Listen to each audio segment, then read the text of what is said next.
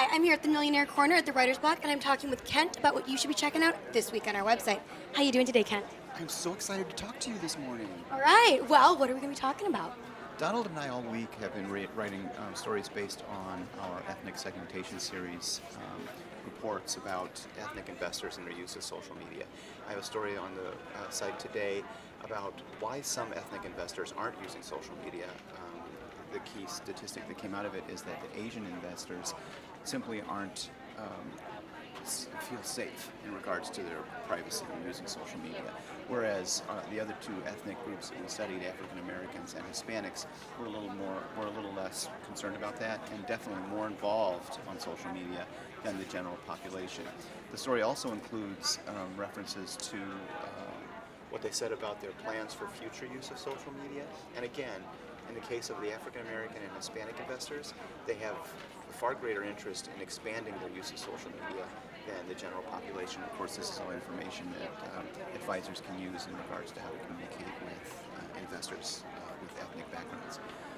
Then a story that's going to be on the site for Monday is about a new way for people who want to start restaurants or food services for them to get started.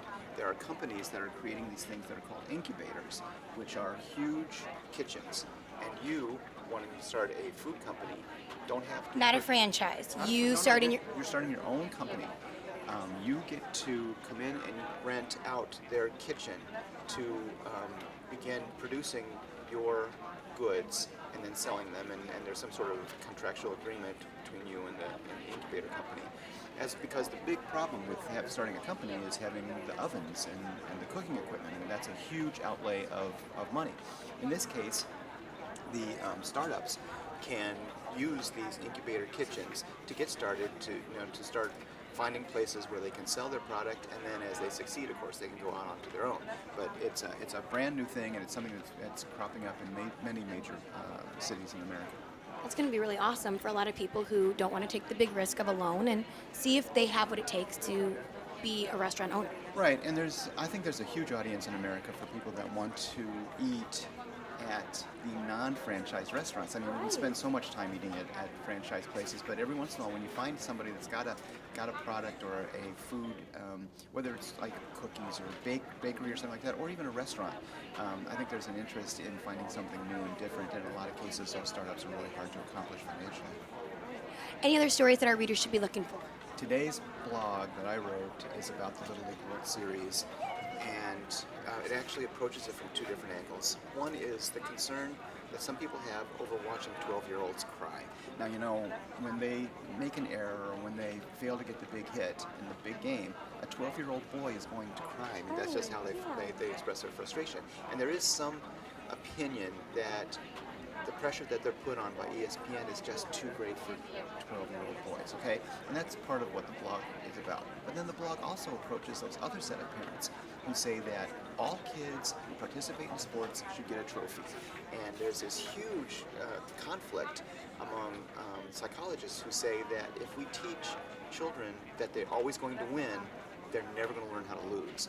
And so there's reference to a survey done for a magazine called Reason Magazine, where adults were asked, do you think your child should receive a participation trophy no matter whether their team succeeds or not? And 57% of adults said no, that they want them to learn that there are going to be disappointments, and what you teach children then is to get up and try again.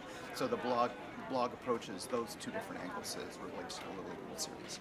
I mean, I did dance competitions and voice competitions when I was younger, from age like 6 on, and I don't remember, I did a lot of winning, but I remember my losses, and I remember being like, okay, what did I learn from that? Like, maybe I didn't practice that week as hard, or like maybe I really wasn't up to snuff, or I didn't hit a certain note singing, and I learned from losing.